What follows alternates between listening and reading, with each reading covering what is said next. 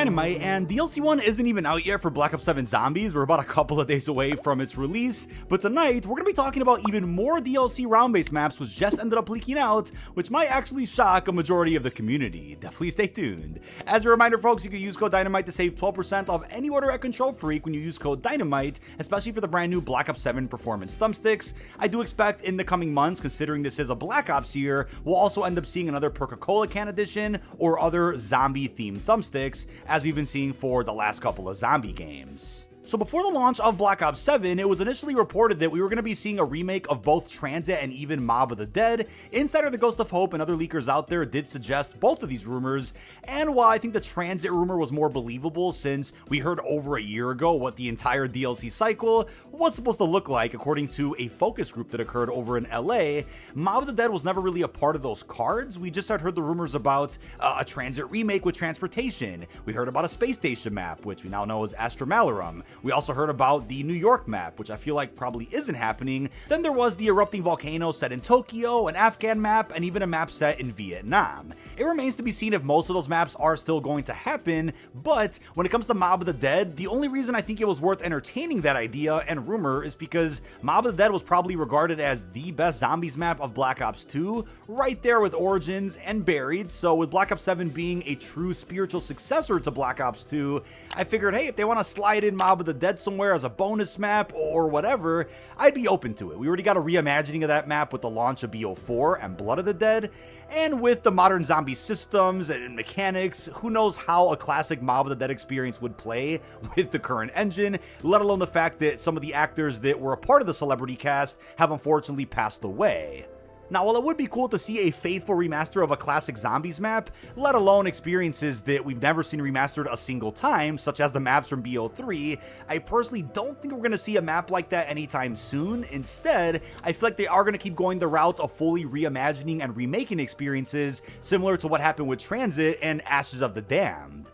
I also want to remind you that it's a golden opportunity in a couple of years when Treyarch comes back out with another Call of Duty, presumably a new Black Ops game in 2028, which coincidentally is also going to be celebrating the 20-year anniversary of Call of Duty Zombies. We first saw the birth of COD Zombies back in World at War in 2008 after beating that game's campaign. So if anything, that's probably the game to do some faithful, iconic remasters of maps that either have or haven't been remade before. Now the thing is, it looks like a bunch of code names for upcoming round-based maps did already leak out, and the code names don't really tell us much other than the fact that we're supposed to be seeing 5 more round-based maps inside of Black Ops 7, which hopefully means we end up getting at least one round-based map for each of the seasons coming up, unless for some reason they drop 2 maps in a single season, which I completely doubt. I think with the idea of getting 5 more maps and the fact that we're having seeing back-to-back Black Ops games, it was always likely that some of these extra DLC maps are probably going to be a lot smaller and probably on the same scale as the Tomb.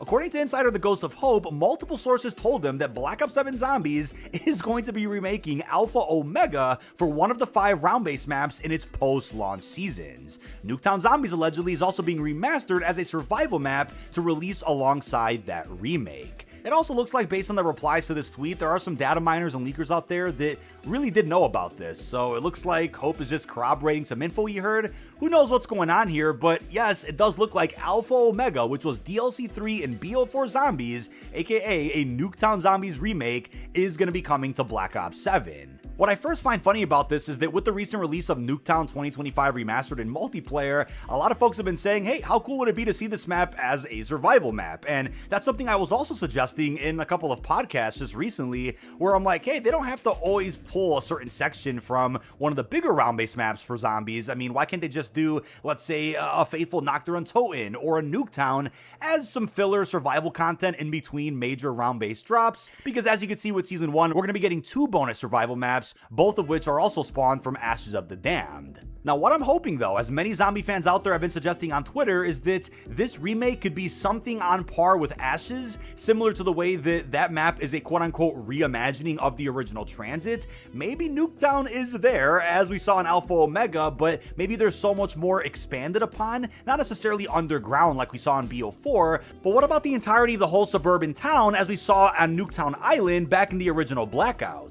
Now, I do want to reiterate this is just a rumor, not confirmed by any means. I am personally excited to see a Nuketown survival map. Could it have the same rules as the original from BO2, where perks randomly drop from the sky and it could change up how certain matches can play? And I'm curious to see how Nuketown Zombies would play in the big 2025, or actually 2026, excuse me, because this is presumably DLC 2, 3, 4, or 5, we're just not sure which. I'm curious how this map is going to play with the modern mechanics as well. But for a remake of Camp Edward or Alpha Omega, that is something that I'm really curious about, right? Because it has to live up to the full DLC experience. I mean, not that Alpha Omega was too grand of a map, even though we were nearing the climax and conclusion of the Old Ether story at the time, so a lot of us expected more. Alpha Omega was a pretty simple and fairly small map in Black Ops 4, certainly much bigger than the original Nuketown Zombies. I don't feel like current zombie fans are wanting to see the return of how the power system worked in that map, let alone the Mark IIs again, because yes, the ray gun Mark II variants were originally in Alpha Omega. We saw them just recently in Shattered Veil, so hopefully this means an original wonder weapon would also be included in this new reimagining. Now, I also find something funny, which is a little off topic, but I figured I'd mention it here today. I think it would have actually made a bit more sense if Black Ops 7 Zombies had started us off with a new version of the Victis crew, especially if we're going to Nuketown. I mean, we just had a Transit remake, and Marlton was in the original Nuketown Zombies, and you were able to hear the Transit bus in the distance. It almost would have made more sense if the Victis crew was back in BO7, then by the end of this game, to set up 2028, the 20-year anniversary of Zombies, that's when we set up the return of the original characters, and it would be a big 9-year gap from Tagged or Toten when we last saw them to when they could possibly make a return again. But we have the original characters back in the game now. Hopefully the narrative is as strong as can be, because as Stanley also pointed out on Twitter, Joseph, who no longer works at Treyarch, actually led the narrative and did a really good job with the story within Alpha Omega. I think gameplay and map layout and design was where a lot of the issues actually stemmed from with DLC 3 and BO4. So really crossing my fingers that if this is DLC 2 or 3, this really does push the story forward and isn't just some big filler map that I think a lot of people are going to be pretty fed up with.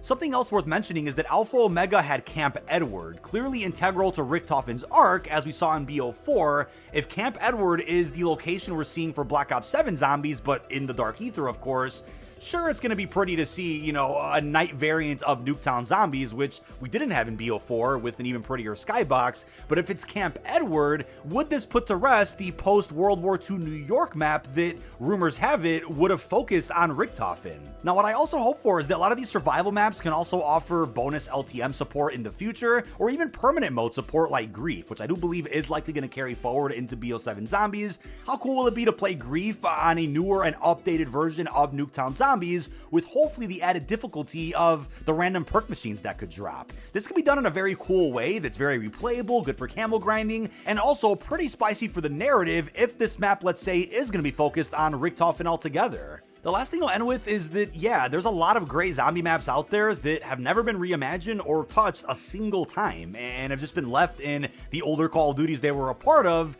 have never been updated for modern engines, and I gotta hope that maybe the next Call of Duty Treyarch's working on will focus on a lot of those maps, such as Buried, for example, an absolute gem that is pretty perfect as is, but could be done even better maybe with some newer technology on much superior hardware. So I get it, it's kind of frustrating like with the multiplayer community where the same maps over and over again get reimagined, get brought back. But I think with the way they handled Ashes of the Damned being a quote-unquote remake of Transit, that gives me hope that they can maybe reimagine Nuketown that way to where it's almost unrecognizable and completely different from Alpha Omega and BO4, even if it does use the same cul-de-sac street, or maybe the bunkers underground, or even areas past that we didn't see back in BO4. I would also make a guess that maybe DLC 2 is a large map, DLC 3 is Nuketown, DLC 4 could be large, and then DLC 5 could be somewhere in the middle. Just guessing based on the fact that the Astra Malarum trailer seems to imply that the map isn't all that big. Could be wrong, but I don't really think bigger is always better, so long as the map is replayable, has a good layout, a great quest, a good wonder weapon. Then I'm not really hoping that every single map is as big as Ashes of the Damned. Just gotta hope for some quality over quantity. But that is about it. This has been dkdynamite. Leave our thoughts down below in the comment section. What are your thoughts on the current rumor that Alpha Omega is gonna be coming back to BO7 Zombies with a Nuketown survival map as an addition at some point in the future? With that being said, really hope you've enjoyed, and peace out, everybody.